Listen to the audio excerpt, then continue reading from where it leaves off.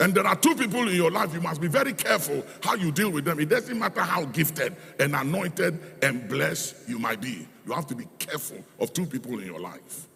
One is your biological father, because your biological father tells you your history, where you've come from. The second is your spiritual father. Your spiritual father shows you your future, where you are going, and directs you.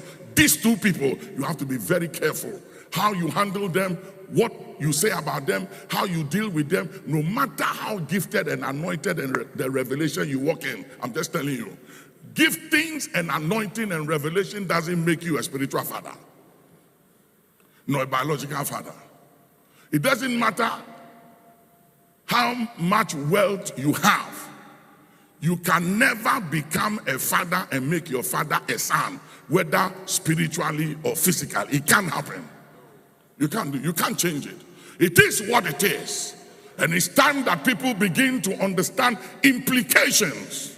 Because I see a lot of gifted people, anointed people, and they think their gift and the anointing is okay, and that they can do anything and get away with it. You are joking. It's just a matter of time.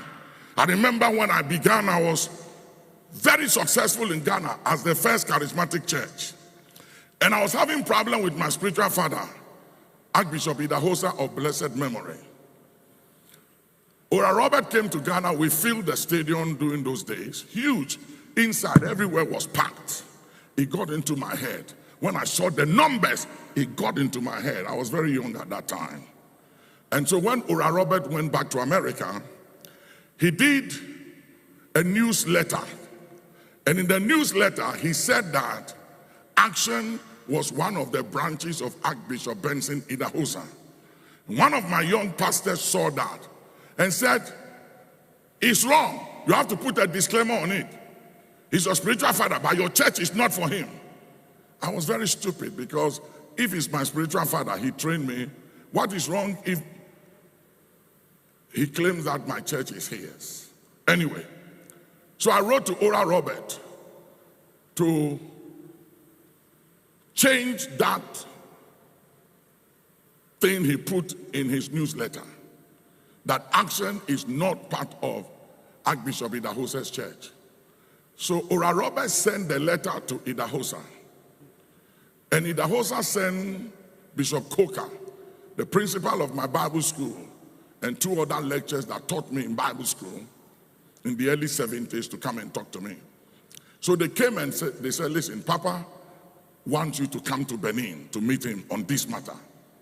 And I said to them, go and tell him I'm not coming. And Bishop Coker said, what did you say? You are not coming? And he said, Nicholas, do you know the implications of what you just said? And I said, I don't care. I was the only charismatic church. Everybody came to my church. We were huge. I had the numbers. And so, for whatever reason, I dishonored the old man. So they went back to tell him that Nicholas said he wasn't coming.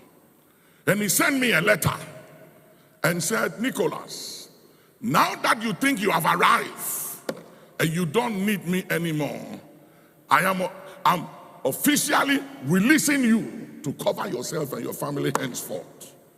And I have no dealings to do with you whatsoever.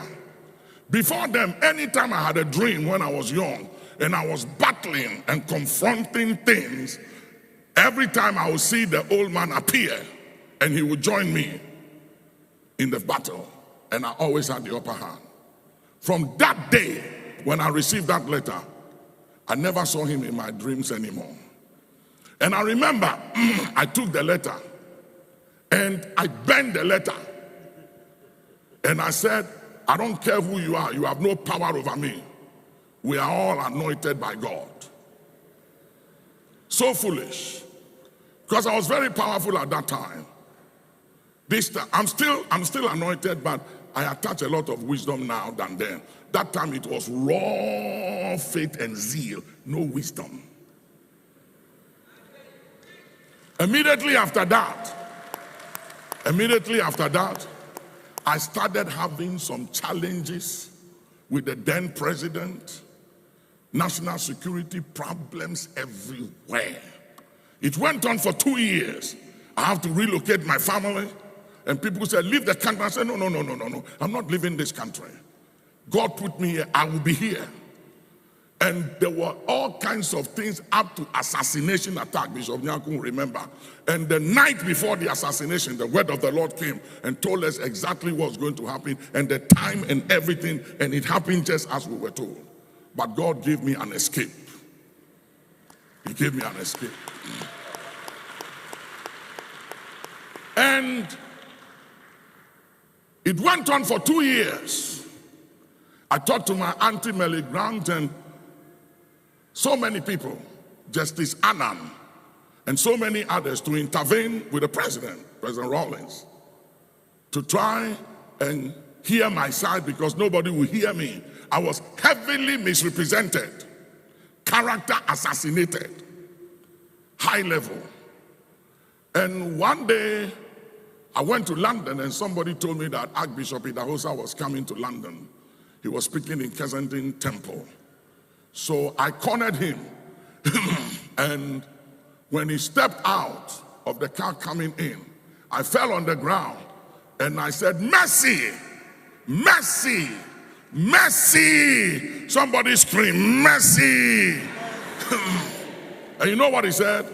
He said, Satan, this fight is between me and my stand. Stand down, stay out of it.